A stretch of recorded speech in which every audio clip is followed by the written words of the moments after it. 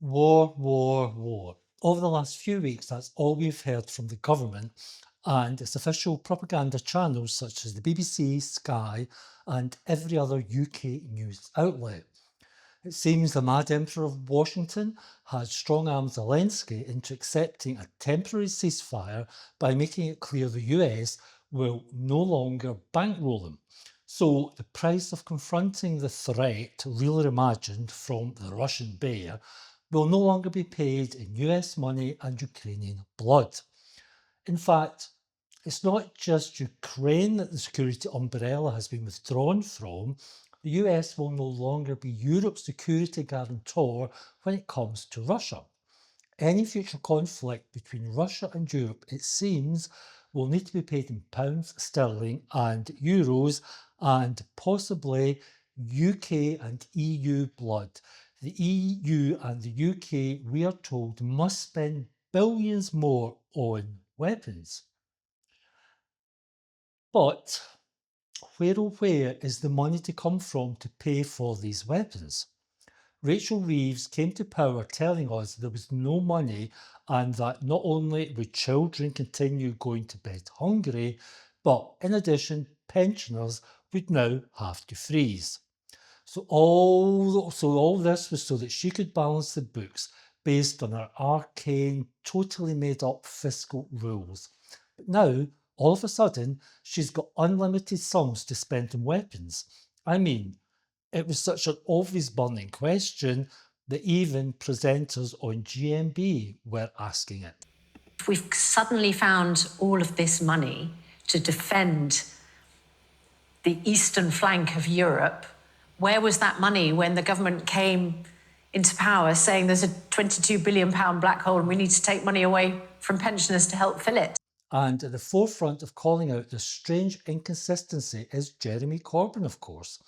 And this particular post by Jeremy did what many of his statements do, exposing right-wing Labour grifters for the frauds and charlatans they are.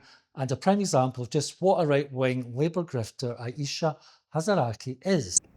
Yesterday, we ran a online social media poll. Is it right to prioritise war over welfare? Surprise, surprise. People don't want war prioritised over welfare. Jeremy Corbyn, the former Labour leader, tweeted, "Labour could tax the super rich to end poverty, build social housing and fix our NHS. They're choosing to go after the worst off instead. For a while, many people didn't know what this government stood for. They do now. Tough choices for the poor, endless money for war." You could actually see Aisha wince at the very mention of Jeremy Corbyn's name. People don't want war prioritised over welfare. Jeremy Corbyn, the former Labour leader, tweeted. Then we had the response, which once again showed how little separates the current Labour Party and the extreme right wing of the Tories, represented here by the former Chancellor, who, along with his partner in crime, Liz Truss, crashed the economy, quasi-quartine.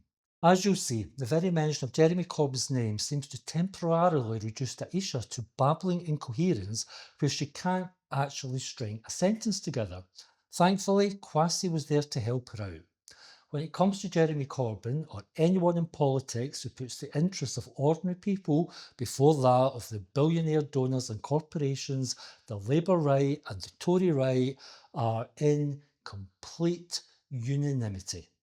How much might this hit Labour's voters? Well, I don't think words from Jeremy Corbyn are particularly going to keep Keir Starmer up at night. Keir Starmer very much distanced himself from Jeremy Corbyn. By the way, Jeremy Corbyn's been completely on the wrong side of this conflict, and right from the beginning was we shouldn't be going into he's not been as full. He was very pro-Russia. Yes, along with the dreary anti-Semitism smear against Corbyn, which Aisha was a major proponent, we have the equally dreary and equally false Corbyn supports Putin smear.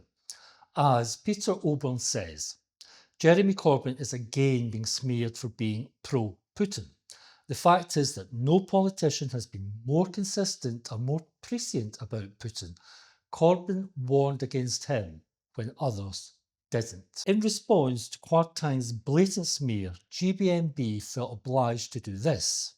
On yesterday's show, during our daily news panel discussion, Kwasi Kwarteng said Jeremy Corbyn had been very pro-Russia. A spokesperson for the MP has told GMB Jeremy Corbyn was criticising Putin long before Kwasi Kwarteng became an MP from the beginning.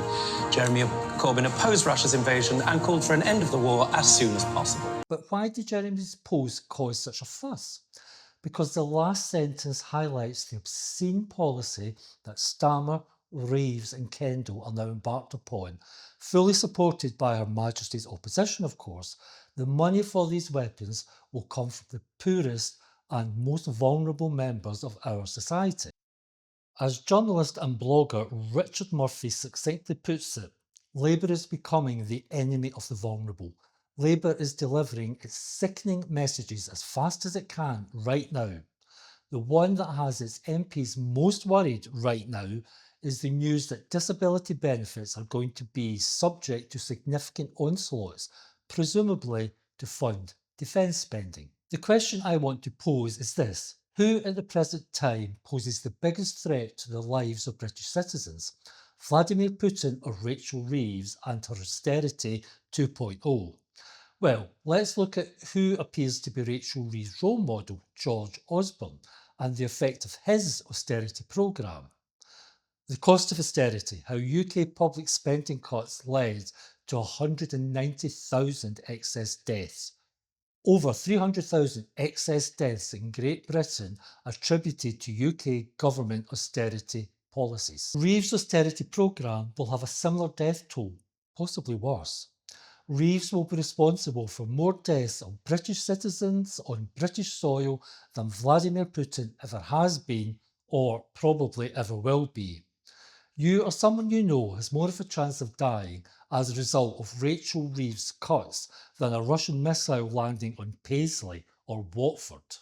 Words that I thought would never pass my lips.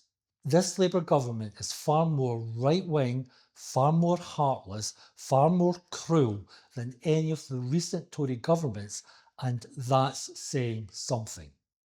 You know, Rishi Sunak actually thought about changing PIP, means testing it, and I saw the advice from his advisors. They told him to step back from the brink because of the terrible optics of hitting, in that case, around 1 million people and taking things like wheelchairs and other aids off them. So it was too much for a Conservative Prime Minister, but this government really believes that this could incentivise work. Starmer's government is out of control, drunk in the power of its loveless majority. But don't sink into despair, tempting as that is. Do something, do anything. Email your MP, MSP, councillor, join in the protests taking place, find the actual left-wing candidate on any elections taking place. Our ill and disabled fellow citizens need us to stand with them, and it's not Vladimir Putin they need defending from, it's Keir Starmer and Rachel Reeves. Thanks for watching. Please support left-wing media and like the video, leave a comment, subscribe to the channel and chat again soon.